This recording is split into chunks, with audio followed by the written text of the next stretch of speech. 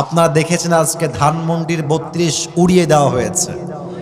আপনারা একটা কথা মাথায় রাখবেন, জালিমের পতন যখন আল্লাহ সুনিশ্চিত করে দেয়, জালিম হাজার কৌশল করে ক্ষমতার চেয়ারে সেকেন্ড টাইম আর বসতে পারে না। আমি একটা কথা বলবো, উনি যে বাংলাদেশকে বেকার করে দিয়ে হাজার হাজার কোটি টাকা, লাখো কোটি টাকা দেশ থেকে বিদেশের মাটিতে পাচার করে মামুর বাড়ি দিল্লি চলে গেছেন, ওনার স্বামীকে আমি বলতে চাই, মোদি সাহেব আপনি সময় থাকতে বউকে ফেরত পাঠায় দেন বাংলাদেশে। তার হাতে হাজার হাজার ছাত্রের তাজা রক্ত লেগে আছে যুবক ভাই। আমরা একটা কথা স্পষ্ট ভাষায় বলতে চাই, ধানমন্ডির ৩২ ভাঙলেই হবে না।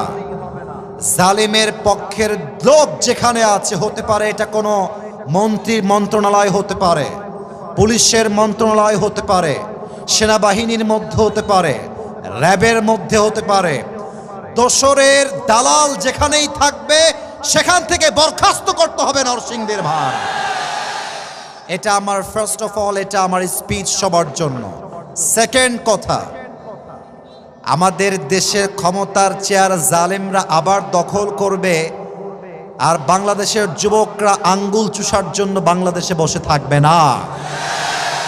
আমি স্পষ্ট ভাষায় বলতে চাই, আল্লামা দেলোয়ার হোসেন সাঈদী হুজুর বলেছেন, উনি বলে দুনিয়ার থেকে বিদায় নিয়েছেন, উনি বলতেন যে তোমরা আমাদেরকে হক কথা বললেই মৌলবাদী বলে গালি দাও, তবে আমরা মৌলবাদী গালি শুনে 2 পয়সাও হতাশ হয়ে যাই না, কারণ মৌল আসছে মূল থেকে, আমরা হলাম মূলবাদী।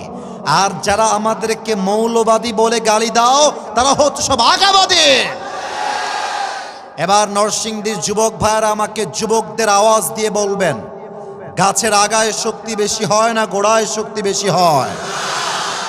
উনি বলতেন তোমরা থাকো গাছের আগায়, আমরা থাকি গোড়ায়।